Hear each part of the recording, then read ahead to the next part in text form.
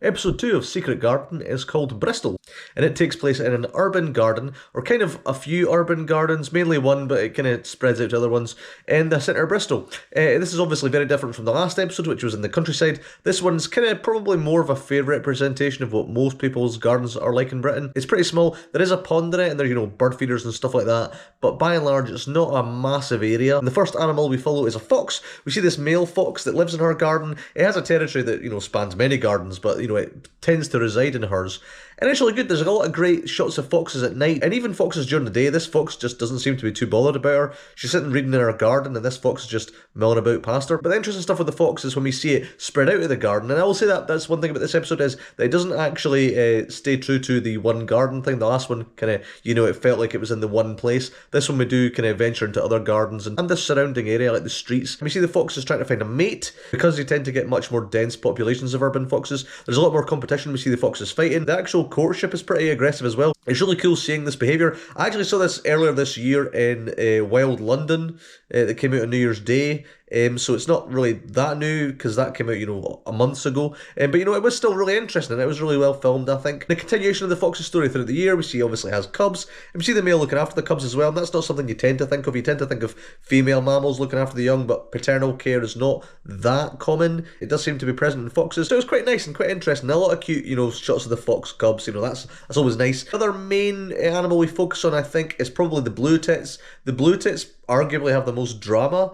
Blue tits are probably one of the most common garden birds, I think them and robins, and they actually do a really good job of looking at pretty common garden practices when it comes to small birds and turning them into drama, like the hierarchies at the bird feeder. Like the goldfinches get in early, and the goldfinches are much bigger than the blue tits, so they're able to kind of keep them at bay, and the pigeons will come in and they'll kind of get the scraps, and the blue tit kind of has to sit things out, and it has to narrowly avoid a cat as well. So cats in this episode are the baddies. In the last one it was the otter. This one it's a cat called Mr. Fluffy.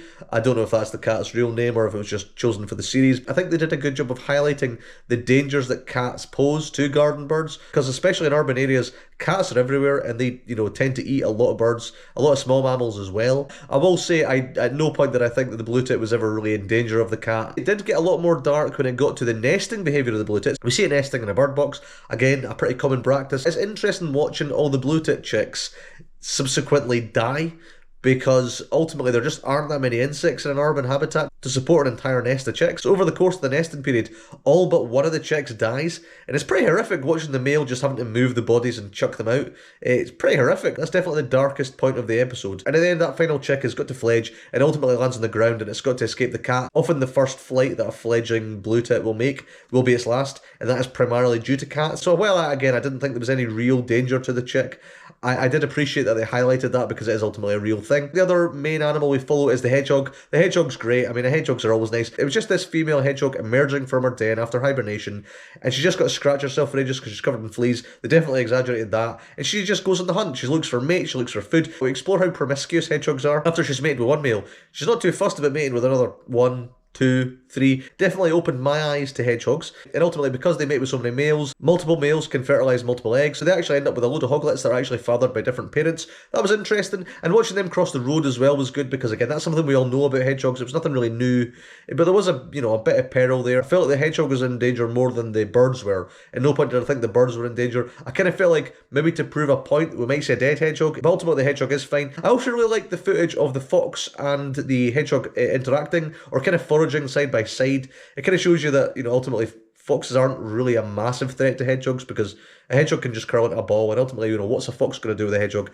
And the other things we focus on are the frogs. The frogs are pretty cool, watching the frogs emerge. And actually, the amount of frogs in our garden is mental. There's like 50 frogs or something. And it was actually kind of weird watching all the really close-up shots of the frog's head. I never really realised how weird frogs actually look. I just never seen a frog so close up before in these series.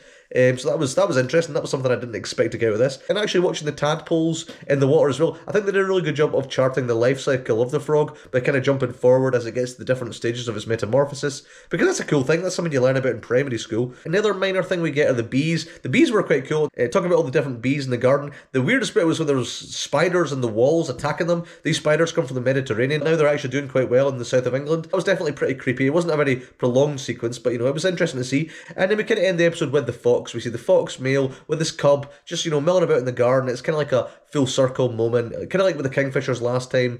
So I really liked that. It was pretty good. And the diary as well with the people filming the foxes, just milling about the garden and into the surrounding areas filming them. It was actually quite funny watching the guy in the street getting pestered by people, asking him what he was doing and saying, oh, you see foxes all the time here. And as someone that surveys wildlife and has done that in the past in like an urban setting, you do tend to get people pointing out to you how easy it is to find them normally. And it's not really that helpful, but it's quite funny. So yeah, I really like that. So this episode is good. I don't think it's quite as good as the last one. For me, I definitely think the last one had a stronger narrative and more, kind of epic moments in it. But this was pretty good. I really liked it. It's probably a more fair representation of a British garden. So that's obviously, an important thing the series has to tackle because the vast majority of the other ones I imagine are going to be, big sprawling countryside gardens. It was good to get one that's in an urban setting because that's quite important. That's most gardens. And yeah, I really liked it. So yeah, let me know in the comments below what you thought of this video, what you thought of this episode. If you liked it, let me know. And yeah, I'll be doing the next one next week. So look forward to that. And as ever, feel free to like, comment, and subscribe or don't if you don't want to. It's perfectly fine. And I'll see you next time and goodbye.